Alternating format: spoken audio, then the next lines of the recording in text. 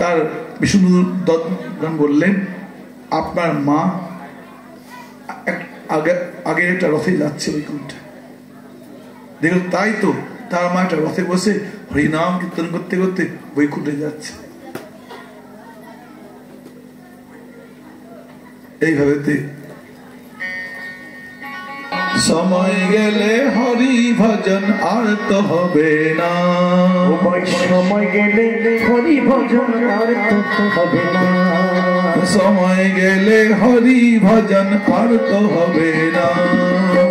পাঁচে পাঁচ মিশে যাবে, পাঁচে পাঁচ মিশে যাবে, সঙ্গেতে কেউ যাবে না, পাঁচে পাঁচ মিশে যাবে, সঙ্গে তো কেউ যাবে না। সময় গেলে হরি ভজন আর তো হবে না, সময় গেলে হরি ভজন আর তো হবে না।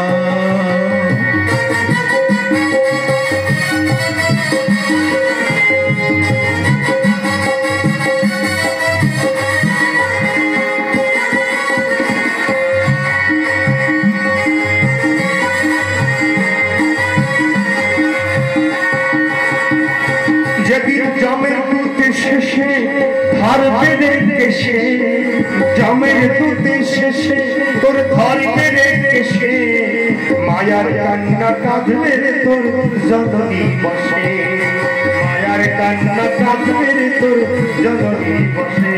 সেদিন স্ত্রী পুত্র পরিবার কোথায় থাকবে বলো না, স্ত্রী পুত্র পরিবার কোথায় থাকবে বলো না। সময় গেলে হরি ভজন আর তো হবে না, সময় গেলে হরি ভজন আর তো হবে না। পাঁচে পাঁচ মিলিয়ে যাবে, সঙ্গেতে কেউ যাবে না, পাঁচে পাঁচ মিলিয়ে যাবে, সঙ্গেতে কেউ যাবে না। সময় গেলে হরি ভজন আর তো হবে না, সময় গেলে হরি ভজন আর তো হবে না।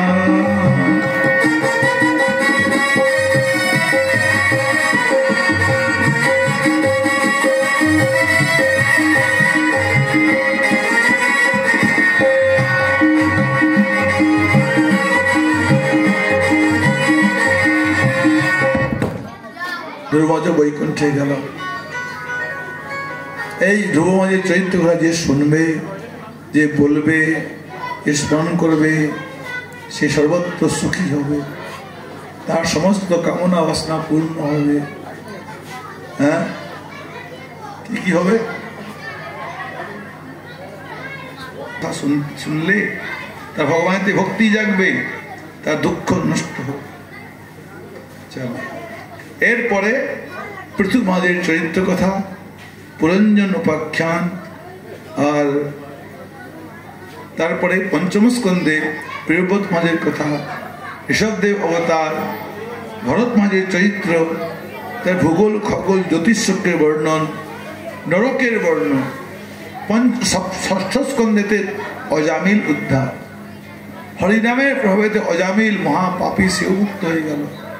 তারপরে দেবাসুর সংগ্রাম, বৃত্তাসুরের চরিত্র, তারপরে এখানে বর্ণন করে। আসুন আমরা প্রহ্লাদ চরিত্র শ্রবণ করি। প্রহ্লাদ চরিত্র হচ্ছে, সময় তো বেশি নাই, যে কোনোটা বলতে যাও সময় হবে না, মানে একটাই বলতে পারি। হ্যাঁ, প্রহ্লাদ চরিত্র বলি। প্রহ্লাদ চরিত্র শুনুন।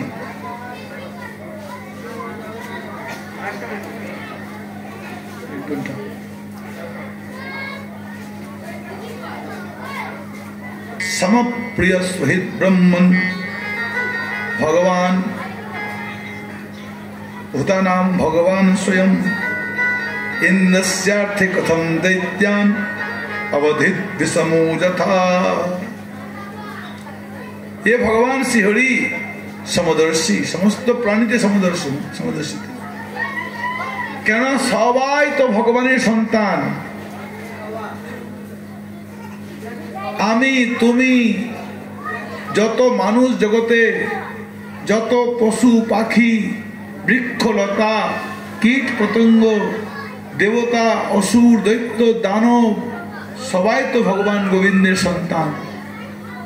আমাদের কর্মফলে আমরা বিভিন্ন জন্ম পেয়েছি, কেউ পশু পাখি শরীর পেয়েছি, কেউ কীট পতঙ্গ পেয়েছি, আমাদের কর্মের ভোগ এগুলো।